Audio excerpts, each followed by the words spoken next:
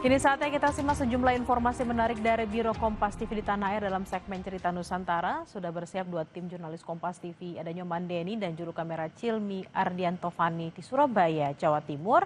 Dan ada Khairani Andita serta juru kamera Fajrin Utami dari Bengkulu.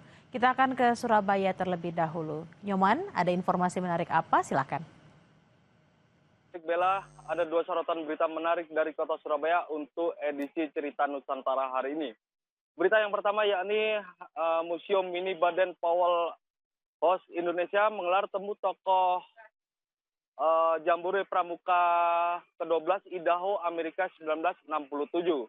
Selain untuk mengenang kiprah pramuka nasional di kancah internasional, juga sebagai ajang bertukarnya wawasan terkait kepramukaan antar negara.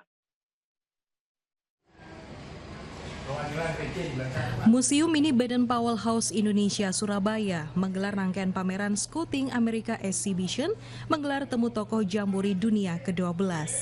Acara ini tersebut menghadirkan dua tokoh pramuka nasional, yakni Priyo Mustiko dan Luke Hilman B, perwakilan kontingen Indonesia di Jambore Dunia ke-12 yang berlangsung di Farragut State Park, Idaho, Amerika Serikat pada 1-9 Agustus 1967 silam.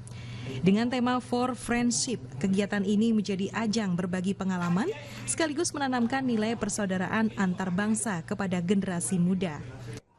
Mengikuti kegiatan internasional itu untuk menjalin persaudaraan dunia, menjalin perdamaian dunia, dan cita-cita kita seandainya semua warga dunia ini adalah padu, diharapkan dunia ini akan damai dan sejahtera. Kegiatan yang diinisiasi oleh Museum Baden Powell House Indonesia yang selama ini menjadi pusat dokumentasi gerakan kepanduan itu juga bertujuan untuk mengedukasi masyarakat tentang sejarah kepanduan dunia.